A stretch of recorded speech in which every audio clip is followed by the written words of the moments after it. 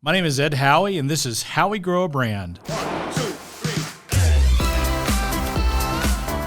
If you like what you learned from this video, help us promote this channel by clicking the like button below or subscribing to our channel.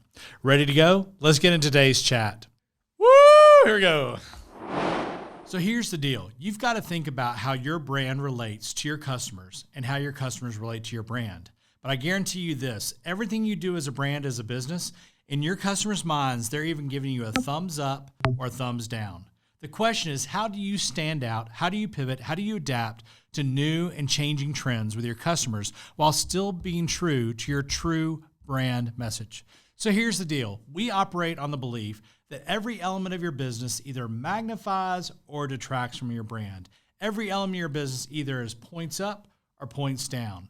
How do you do that in a way that is replicable for every single customer? 3 steps.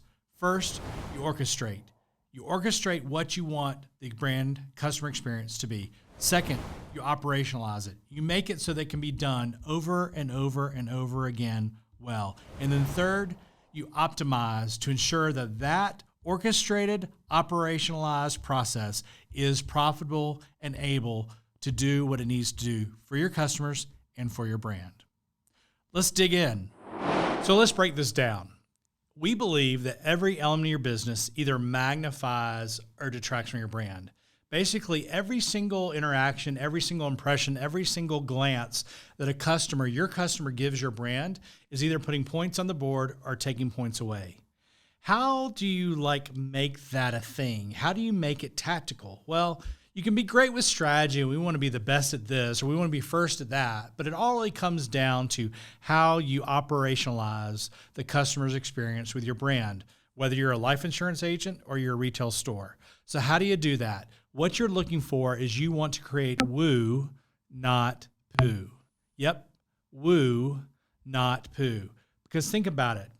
Whether your customer is literally walking in your door for the first time or whether they're clicking on your website the first time, the first impression, the first judgment they make about you is very simple.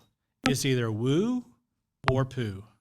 Now, that seems oversimplified, but you think back to the last time you walked into a new business, the last time that you took a call from someone trying to sell you something, or the last time you talked to someone from which you were purchasing something. I will tell you, it was either a woo or it was poo. Now, it doesn't mean that everything has to be flawless or perfect, but it does mean that the customer's experience with your brand, no matter what your brand is, has to be intentional. We believe there are 3 steps to create woo. And that is, first, you have to orchestrate the customer's experience. You have to map out exactly what you want your customer to experience with your brand and why that experience sets you apart from other brands, other products they could choose. So first is orchestrate. Second is you have to operationalize it. You have to make it so that it can be replicated time and time and time again. If one of your aspects of your brand is that you're going to make sure that every customer uses a clean restroom if they have to use your restroom. And I'm not talking about restaurants. I'm talking about any business whatsoever. If you have someone walking into your place of business, no matter how hoity-toity or fancy or professional or world-class you are, I will tell you that we all use the bathroom at some point. And if they walk into your bathroom and it is not the same impression that you've given them, they're going to at least be challenged with the question of which do I believe? What you did for me in the office or how you take care of me when I enter your bathroom? That is a basic illustration of the reality that we're constantly judging others. Yep, it's harsh, I know, but it's true. You're constantly judging where you spend your money, where you choose to spend your time, what you choose to invest in. So you have to be deliberate about recognizing what is the customer's experience with your brand and what parts of the customer experience are most significant. And you want to orchestrate the exact experience you want your customers to experience. For example, why is it that when you walk into almost any casino in Las Vegas, a unique aroma greets you? Well, one, it creates a brand memory for you. It creates a sensory experience. But what are most casinos known for? They're known for smelling like smoke. So if you smell daffodils or roses or eucalyptus or whatever the scent is when you walk in, that is not only pleasing, it is a contrast to what most people are expecting to experience. Therefore, it creates, hopefully, a positive memory, unless I guess you're allergic to daffodils. So that's about orchestrating it. The fact is, we're going to do something that our customers don't expect. We're going to make sure when they walk in our doors, they are greeted with a pleasant aroma, because we're not known for pleasant aromas. We're casinos filled with smoke. So you orchestrate, you say, we're going to make that happen. Well, then the second step is you have to operationalize it. So let's say you go down this process and you figure out that you're going to have the aroma of daffodils misted through the air whenever someone walks into your business, your casino, your retail store, your office. And you have that as a system. You figure out the vendor, you figure out where to install the atomizer, where to source the aroma, and you buy in the aroma. But no one changes out the cartridge. You have orchestrated it, but you haven't operationalized it because you haven't ensured that you're executing it with consistency on an event by event, visit by visit basis. So it's great to orchestrate, but if you orchestrate and you don't operationalize, then you're not truly delivering the experience that you'd mapped out. So let's say you orchestrate it and you operationalize it. You get a situation where all of a sudden, when the atomizer empties, someone refills it and you're never without that aroma, but you can't afford it. You find out that you're spending 4 times the amount you thought because you're going through 4 times the amount of aroma, liquid, juice, essential oil, whatever it may be. You're going through 4 times than you projected.